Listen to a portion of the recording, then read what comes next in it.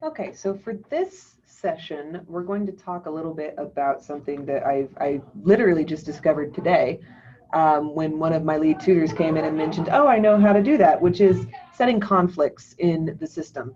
And essentially setting a conflict in Insight will, in theory, I don't know about in practice yet, but in theory, it should block your time from being scheduled by a student. So for instance, if you have to go out of town for a sporting event or you're going to be on vacation, you can block a chunk of your time out.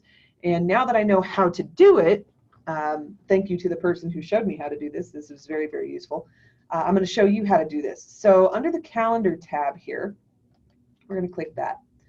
There is a tab called conflicts, and you want to click that conflicts tab. And then we want to add a new conflict. So there's a little tab just below conflicts that says add new. We're going to click that. And then the title, right? Let's say you don't have to get too specific. And in fact, I would encourage you not to be too specific. So if you're going to be out of town, just say out of town. You know, if you're going to a wedding, we don't need to know that you're going to a wedding. Just say you're not going to be around, right? I'm going to be out of town this weekend. The date is going to be for Saturday, and it's going to be a full day. And I don't have a location for that. It is private, so it is just for my schedule, not for other people's schedules. And then should this event impact available appointments? Yes, yes, it should. So you want to leave that on yes. The frequency is going to be just that once, so I'm not going to add anything in there. But if it was going to be like a regular thing that you wanted to block, so let's say every other week you're not available, you could set that, right? So weekly would pull up the whole weekly number of recurrence. You could fill that information out. But then I'm going to hit submit.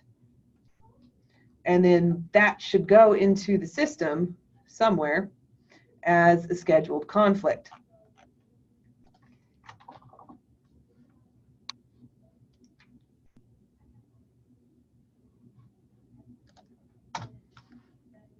I'm not sure where they go, but they do show up in there because I did add these at some point. So that's how you schedule conflicts. Now, I don't fully trust Insight, so if you do schedule conflicts and students are still able to schedule appointments with you despite the fact that you've gone in and said, I can't be available, then just keep doing what you're doing, which is going in and updating your Insight availability as needed, right? It's pretty flexible. If that's working for you, then do that. If you want to try the conflicts, try the conflicts. If you want to go in and schedule yourself for a couple weeks at a time, then do that. But do whatever you can do consistently, because I think that's going to be the easiest for us right now until we either get a new tutoring system or I get a little bit more access to the Insight tutoring module. We'll see how that goes. Anyway, this is how to schedule conflicts. If you guys have questions about it, let me know. Other than that, good luck with it. Let me know how it goes. I'll be interested to hear your thoughts on it.